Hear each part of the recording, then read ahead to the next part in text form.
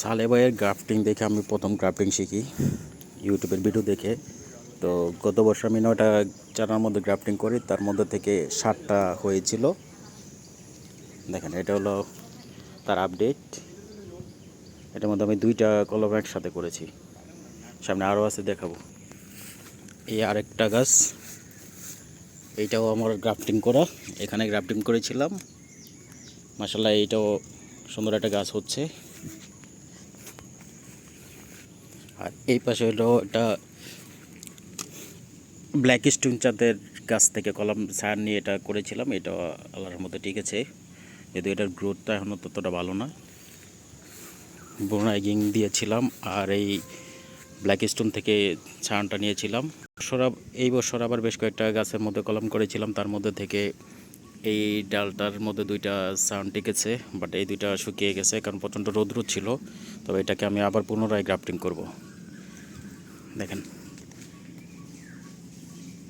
এটা হয়েছে, আর এটা শাক নিচ্ছে, হবে আলহামদুলিল্লাহ, আশা করি হবে ইনশাআল্লাহ।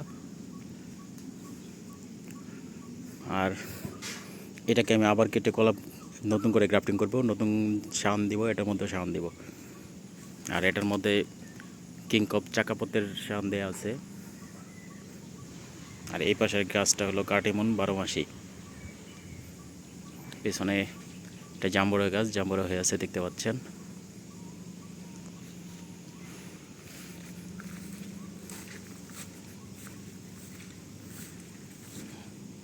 বেশ কিছু মুকুল এসেছিল, ঝরে গেছে অতিরিক্ত খরার কারণে। একটা আম দেখা যাচ্ছে। এটা হলো কাঁঠাল গাছ, আমাদের গাজীপুরের ঐতিহ্যবাহী কাঁঠাল।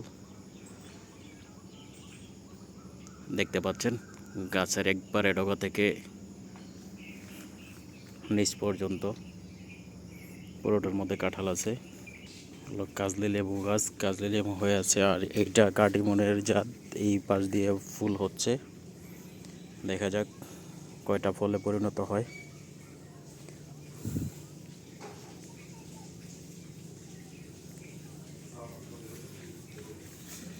আর এই পাশটা হলো আমাদের মাছের প্রজেক্ট।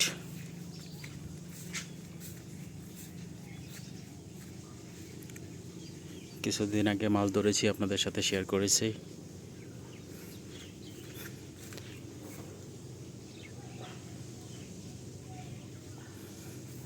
এখন অপেক্ষায় আছি, বর্ষার মাছ ঢুকবে, সামনে থেকে নেটটা খুলে দিব, তারপর আবার নতুন করে মাছ দেব।